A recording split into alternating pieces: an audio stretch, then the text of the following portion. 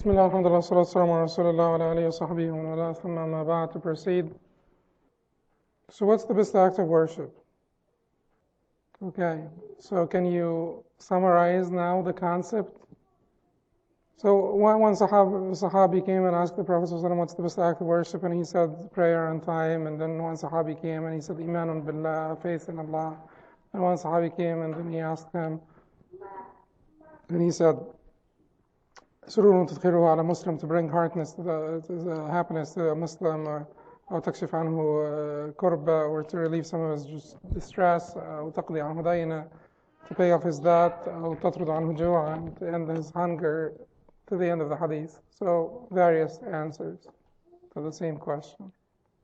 So what's the best act of worship? Everything that pleases Allah subhanahu wa ta'ala. That's the definition of worship in general. What's the definition of worship? What's ibadah? What's the definition of ibadah? And why is it important to define things in the first place? Because you have to have clear understanding of things. It has to be crisp, clear. So you know, I worship Allah. Yes, I pray and fast. But to have a definition will make it crisp. To ask only of Allah. Well, that is an aspect of it, because certainly you have been worshiping for quite some time. So you will come up with aspects of it, because the Prophet ﷺ said that du'a huwa al-ibadah, supplication is worship. In other words, supplication is the essence of worship. The essence of worship. And why is supplication the essence of worship?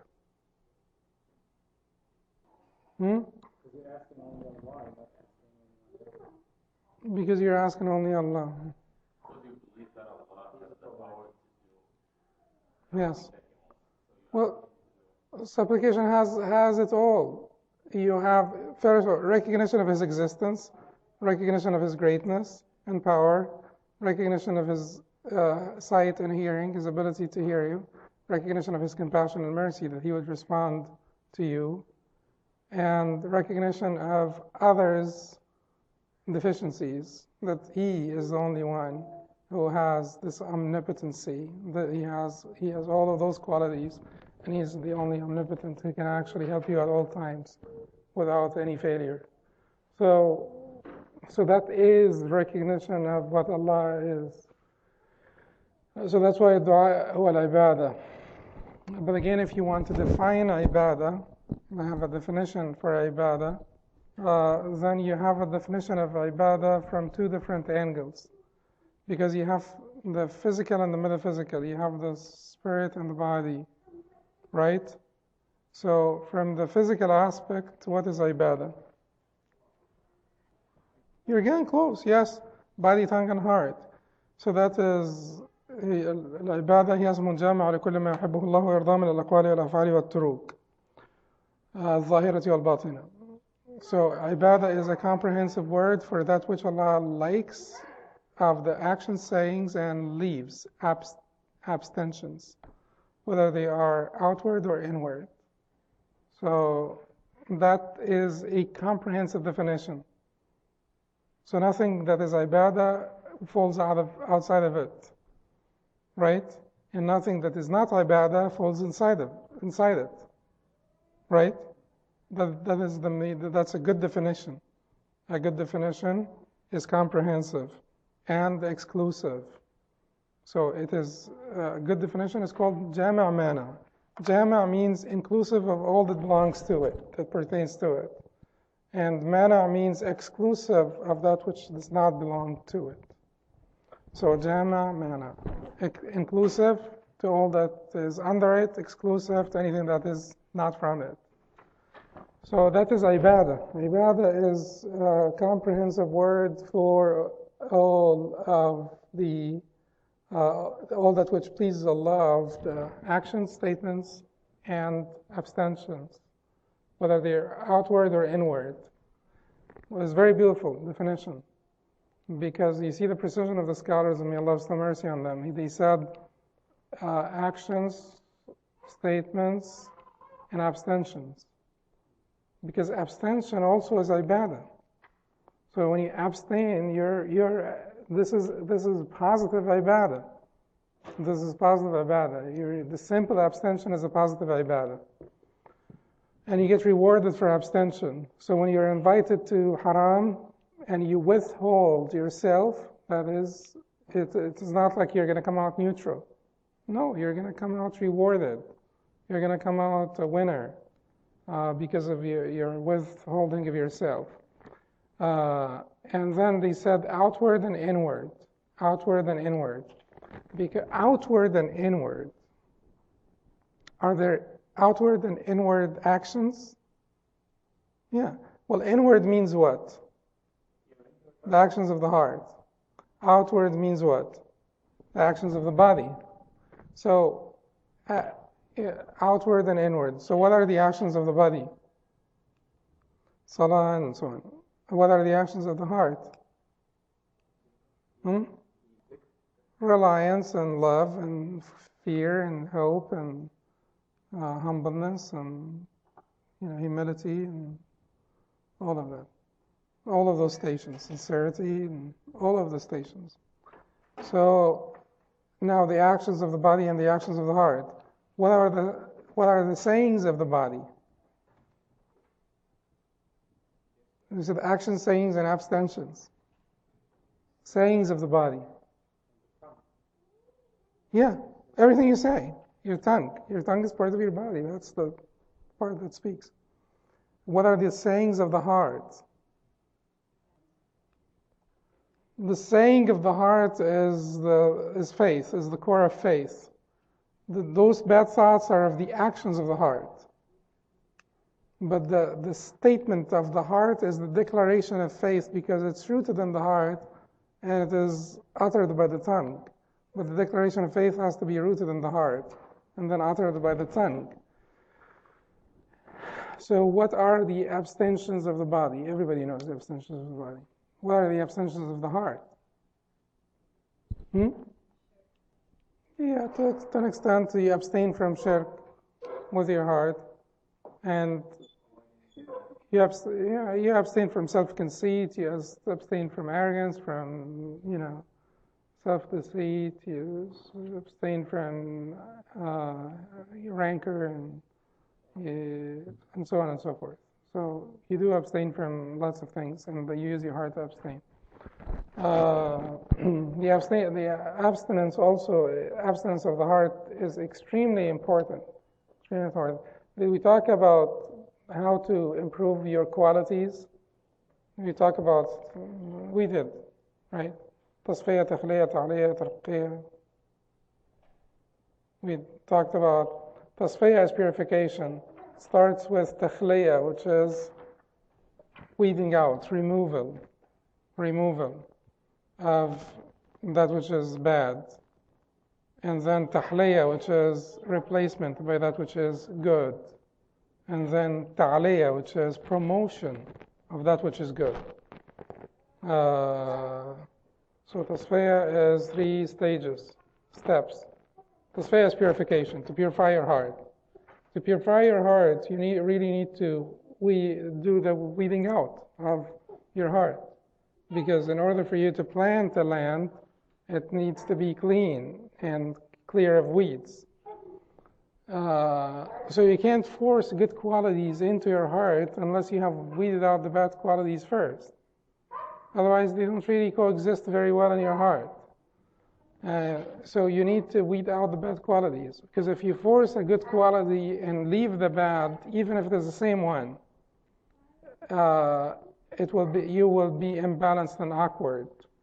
So if you show humbleness in certain circumstances but not others, if you show humbleness towards certain people but not others, then you do have the pride inside your heart, but you're actually you're actually making a show of humbleness when you show it. Or it is selective humbleness because of some gain that you... But in order for you to really be, humble, It has to be consistent. It should not be a show in front of or towards some people and not others, or in certain circumstances but not others. It should be humbleness across the board. So humbleness across the board will only happen if you weed out the pride. You take out the pride. And taking out the pride is a process. Is a process that requires you to crush yourself. The self is the ego. Whenever you say the ego, it is the self in the negative sense. To crush your ego, that is the self in the negative sense of the word self. But until you crush your ego, if you show humbleness to crush your ego, that's good. But if you show humbleness in certain circumstances or towards certain people for some short-term benefit, then you will be contradicting yourself, and you will be a miniature hypocrite. You have not removed the pride. This humbleness is transient. This humbleness is really contingent upon the circumstance or the gain that you're waiting for. Therefore, it is really important for you to do this abstention, but to weed out the bad qualities in your heart. And if you don't know them, then that's a big, big, big trouble for you. So you weed them out, and then you replace, and then, okay. And then you promote. So tahliya, replacement, ta'liya, promotion. Because once you have weeded out the pride, and then now you're humble, but there are ranks of humbleness. And you keep on rising in the ranks, and you move from one rank to the next, from one station to the next. So those are the abstentions of the heart. Abstentions of the heart. So that is the definition of ibadah in the sense of categorization and classification. That's, the parts of ibadah. But the definition of ibadah in the terms of the sense, in terms of the essence of ibadah, in terms of the driving force, what is behind all of this? That is ibadah. But that is the manifestation, all of this, ibadah, is a manifestation of ibadah. The ibadah. Right? Because salah is a manifestation. And then humbleness is a manifestation. So all of this is a great definition. But guess what? Those are all manifestations of ibadah. So what is the definition of the essence and core of ibadah? Whose those are just manifestations of, or what's the definition of ibadah? That's the core now, not the manifestations. To submit. Yes. But, yeah. Well, the submission, yes. Well, it's a submission, but you submit to a lot of people. Surrenders a lot of people. But in ibadah, it will be coupled with something else. So, ibadah would be تمام الحب مع تمام الذل والخضوع. So it is, the absolute love and adoration coupled with absolute humility and subjugation. Absolute love and adoration coupled with absolute humility and subjugation. And that will manifest itself in the actions, the statements, and the abstentions of the interior and the exterior that we just said. All of those will be manifestations of your ibadah towards Allah, which is the complete love and adoration coupled with complete humility and subjugation. Complete love and adoration. And now, certainly you love a lot of people, right? But you will not have the absolute on both ends for anyone. The absolute on the end of love and the absolute on the end of humility. The closest example that you can find in this life, because Allah gives us examples from this life to make things a little bit clearer to us. But the example is too far from what is being addressed here. The example is what? That's the example of another one. But here it is the father. Because usually the child does not fear from his mother that much. Yeah. So the complete love and adoration coupled with the complete humility and subjugation. So the child may fear from his father more than anyone else, but he loves his father, aside from his mother, he would love his father more than anyone else. So, his uncle, his neighbors, this, that, even his grandfather, he would run to his father from his grandfather, but he fears from his father more than anyone else.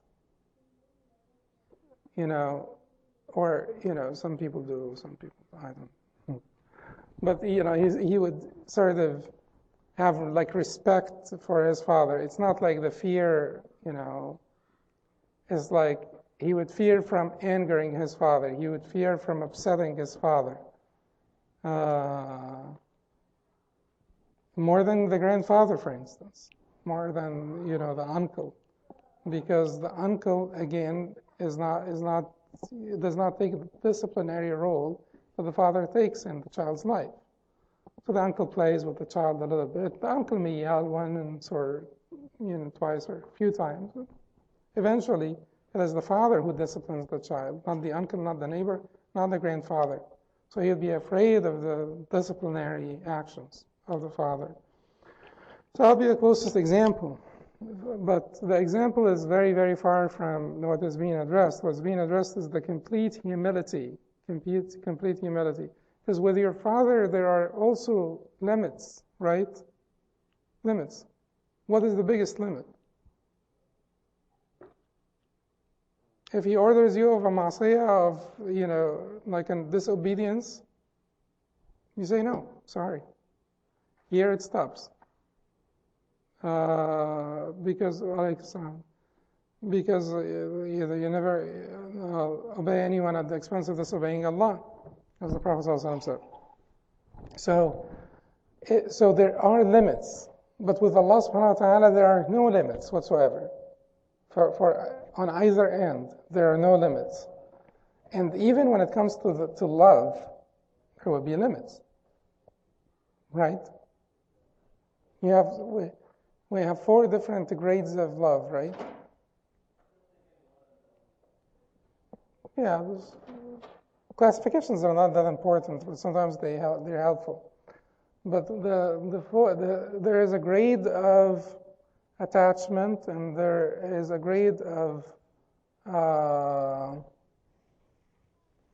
the grade of friendship, you can say.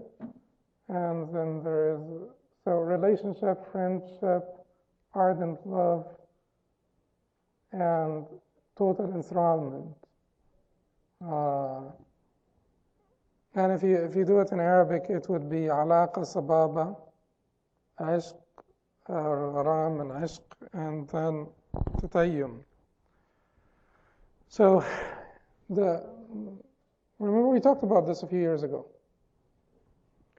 So the stage of alaqa is the regular attachment, right? And what is this like? It's like someone who works with you, and he's like a good person, and then you like him or her, and then she leaves or he leaves, and then you say, well, that was a good person. See how a lot of people come into your life and leave it, and you're not really upset or anything. You just say, good person, alhamdulillah. So that is called the alaqa, which is like an attachment, sort of like preliminary attachment. Then you have the sababa. The sababa all of them have to do with what? With the effect of separation. They are based, in that classification, is based on separation, the effect of separation. Sababa would be the pouring out of the heart. So your heart goes after them. So when they leave, it is not, they were good people and stuff, and we'll stay in touch on the phone. No, there will be some degree of your heart is, so that is, like your aunt, you're a very, very good friend at work, or you're a very good neighbor, something of that nature. And then you have the ardent love, which is the degree that is higher than this. So when they leave, that is al-gharam and ashq and so on. That's like your beloved spouse, for instance. And then when they leave, it hurts and pains and aches and so on, but it doesn't completely devastate you, because nothing like this should devastate you. And then the last one, which is tatayyum, that's the one that results in devastation upon departure of the beloved. Complete devastation. Complete devastation. Now, who should be allowed into this room? Only Allah. You should allow no one into this room in your heart but Allah subhanahu wa ta'ala. So that is on the side of love. That room that is, called total enthrallment or tatayyum, which results in complete devastation upon departure of the beloved, that room should be closed except for Allah subhanahu wa ta'ala. And then the other rooms, there you allow people into them, with moderation. Also with moderation. Everything has to be done with moderation. By the way, moderation is extremely important. Do you know the bipolar disorder? People are bipolar. People get very, very, too happy and too sad and too sad, hot, cold, hot, cold. Okay. Those people have an inability, scientifically, those people have inability to recoup from a sad occurrence, and they have inability to sort of cool down their emotions upon a happy occurrence. So if you give them a task, and then after a couple of days, and you give them 7 days to do that task, and after a couple of days, if they see themselves ahead of the game, they get overexcited, and they finish the whole task in 3 days. So the normal human response, if you're ahead of the game, you either, keep your pace or even slow down a little bit so that, you finish the task within the allotted time, because you're controlling your excitement. But if you see that they're ahead of the game, then they finish the task in 3 days.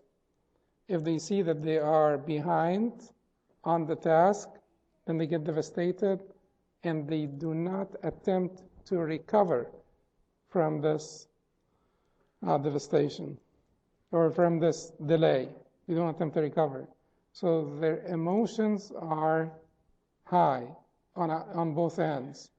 And that is exactly what the ayat tell us to not do. لكي لا تأسوا على ما فاتكم ولا تفرحوا بما آتاكم, so that you don't have excessive grief over that which you lost, or excessive joy in that which you gained. Excessive grief, that is really the treatment of bipolar disorder. Treatment of bipolar disorder is that when something bad happens to you, don't let it devastate you. When something good happens to you, don't, the first one is a given. Everybody can say that, right? But the beauty here is, the second one is also important for your psychological, emotional well-being and emotional well-being. Something good happens to you, Don't get overexcited. So have like a normal spectrum of emotions that is limited, and avoid the extremes, so that I stay away from bipolar. So that's the moderation, anyway, of Islam. So ibadah in this case is, the ibadah that we do is a manifestation of the essence of ibadah. That is not to belittle the importance of the manifestations. Well, if you have the essence, you will have the manifestations. They go hand in hand. You have this, you have that. They go hand in hand. But that is to understand that what we do is not just we are going through the motions. That we should, taste the food, enjoy the ibadah. So when you're fasting, just enjoy it, taste it. The sweetness of fasting, the sweetness of withholding yourself from food and drink. Try to enjoy that relationship with Allah. Try to enjoy the one-on-one relationship. Because fasting is really one-on-one, right? All of the son of Adam's actions are for him, except for some it's for me, and I shall reward or recompense him accordingly, without reckoning. Because it is really a one-on-one relationship. No one knows, but it's between you and Allah. No one knows whether you're fasting or not. When you're praying, everybody sees you, even your wife at home. You can't hide it. But are you actually fasting or not? No one knows but Allah subhanahu wa ta'ala, so it's a one-on-one relationship. But Sawm itself, as an ibadah, it's part of the definition of ibadah, but Sawm itself as an ibadah is only a manifestation of ibadah. A manifestation of the essence and core of ibadah. And unless you understand that the core and essence of ibadah is that relationship between you and Allah that combines between the two contradictions of humility and subjugation and love and adoration in this beautiful mix that is not appropriate to have for anyone but Allah. Once you have that recognition, then you will actually do mindful ibadah now. Like mindful eating, you sit down and enjoy your food and make sure you're not eating because you're just anxious or stressed out, so you're just... I do this sometimes, by the way. I teach myself while I teach you, because I eat sometimes out of stress. So I'm not. So when I say don't do this or that, don't think that if you do this you're really a bad person, such a horrific person. No, we do this, human weakness. But I'm trying to say we should try to elevate ourselves, should try to help ourselves. So the mindful eating, the same idea here. Mindful ibadah is that each one of those ibadat, don't make it like a routine, like second nature, like you just go through the motions, like you because a lot of people do this, right? You're going to pray 5 times a day, every day. It just becomes so, for people, it becomes so like automatic, mechanical in nature. But you sit back and then you think about it and you reflect. Those ibadat that I do are just manifestations of my submission and subjugation and my love and adoration. And this is about my relationship with Allah. And then you converse with Allah, the soft conversation with Allah in Ramadan, which is a Taraweeh. What? Soft conversation? It's called munajat. Are you marveling at the word soft conversation? Oh, no, brother. Yeah. You're not marveling? Okay. Because you frown. No, the soft conversation is munajah in Ramadan, is Taraweeh and Tahajjud and Salah and Qiyam and so on. But there has got to be that development of relationship in Ramadan. Development of relationship. Throughout the day, throughout the night, develop the relationship by reflecting on what you're doing and enjoying your ibadah and being mindful worshiper, mindful worship. But what's the best ibadah now? best عبادة أن تطلب مرضاة الله في كل وقت وحين بمقتضى الوقت ووظيفته. that you seek the pleasure of Allah in every time and circumstance by the function and the requirement and the function of the time and the circumstance.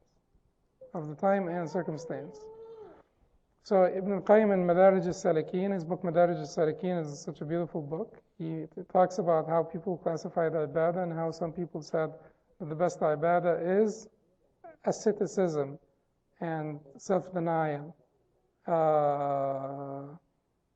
and distancing yourself from the dunya. Some people said the best ibadah is the ibadah that is beneficial for the group, not just for the individual. That goes beyond the individual to the group, which is to visit the sick and help the needy and so on. Some people said the best ibadah is the hardest, toughest ibadah. And everyone can mention proofs. Toughest, hardest, harshest, hardest, So jihad, hajj, stuff that requires a lot of resolve. And everyone has some proofs and has some validity. But ultimately, the ultimate right answer is the best ibadah is to seek the pleasure of Allah in every time and circumstance by the very requirement and function of the time and the circumstance. Therefore, he says that when it is sahar time, it's time for night prayer. If there is a guest at your home, it's time for hospitality. If it is nafir al-jihad, the jihad is called for, then it's time to answer the caller. If it is the adhan, then it's time to run to the masjid. If your brother is sick, then it's time to visit him. And then visiting your sick brother will take precedence over, reviewing your hizb of the Quran. If you can't do both, because your brother doesn't get sick every day, but you can review your hizb tomorrow, or you review today's hizb tomorrow with tomorrow's hizb, and so on. So it is the time. And why is this? Why the requirement and the function of this very time? And why is this? Because he says, فَهَؤُلَاءِ هُمْ أَهْلُ التَّعَبُّدِ الْمُطْلَقِ. Those are the people of absolute worship. Because absolute worship is when you're completely given to worship, to devotion. Completely given to devotion. Because sometimes you love a certain act of worship, or it becomes easy for you, it becomes enjoyable. So keep in mind that, we love salah, we love siyam, we love this. But this is not the ultimate, pursuit. So some people fast every other day. It becomes a second nature, and they like it, and they can't stay away from it. But then you find them not really that careful about things. And you think that someone who fasts every other day, they should really be walking on the fine line. Because this issue has become spiritually gratifying for them. Spiritual gratification. So devotion is something that is very hard to attain. This is a lifetime struggle. So you seek it for your entire life. Because certain things can take you out from devotion that are completely beyond your imagination. Because you can say that, if I pray in front of the people and lengthen my prayer so that people see that I actually, that's obvious. But what is not obvious for many people is that your love actually switches from the love of Allah to the love of siyam. And even siyam is an act of worship that is required by Allah, or that's recommended or loved by Allah. But siyam is not the issue. Allah is what you're seeking, and His pleasure is your ultimate prize, not siyam per se. That is why, you see, our righteous predecessors used to be extremely smart with those issues. That's why Umar ibn Abdul Aziz said, ليست العبادة بكثرة الصيام والصلاة والتخليط بينهما ولكن العبادة أن تقابل أمر الله بالائتمار ونهيه بالترك والانزجار. So the ibadah is not that you pray a lot and fast a lot and you mix between them. Ibadah is that you meet Allah's commands by submission and you meet Allah's prohibitions by abstention. So at every command you're ready to submit. At every prohibition you're ready to abstain. So you have this absolute type of worship, which your desires or your love is subservient to His, or your pleasure is subservient to His. So now I can, so Abdullah bin Mas'ud, for instance, people asked him, why do we not see you fasting a lot? And Abdullah bin Mas'ud used to be very skinny. And so he said to them, because it keeps me from teaching Quran, and I would like more to teach Quran. Keep in mind that it is not the love of Quran per se. It is respecting his role. That is where he benefits the most. And that, because Abdullah ibn Mas'ud certainly is one of the greatest reciters, fuqaha, memorizers, that. So, and tons of people learned the Quran from him. And he was in Kufa, so away from in Medina. It's not like he's in Medina and there are like 200 others that are, no. So he was like gold in Kufa. Although there were other Sahaba in Kufa, but not as many as in Medina. So there were less Sahaba in Kufa. He was given to, the beautiful recitation and tajweed and so on and so forth. So he found that his role is to do this. So if fasting, but that's not fasting in Ramadan, by the way. We're talking about, they saying that we don't see you fast as much as others, every other day and so on, the other Sahaba. So if fasting would keep him from performing best at his role, then he would give up fasting, even though he loves it, but he would give it up because what is more pleasing to Allah here is that I teach more people Quran. And then if he used to sit in the masjid of Kufa all day long, people, come in groups after groups, and then he would teach them Quran.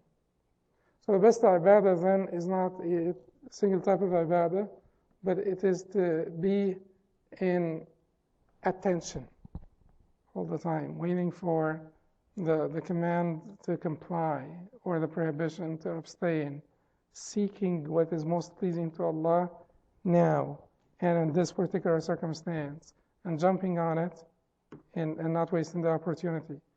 And in this case, you will be a devotee, an absolute devotee or mukhlas. And mukhlas. Mukhlas is mukhlas. It's the same thing, but it's different angle. Mukhlas is the one who's sincere, and mukhlas is the one who's chosen to be sincere. That's it, so that the sisters can get to go home. SubhanAllah, alhamdulillah, astaghfirullah, wa atubu ilayh.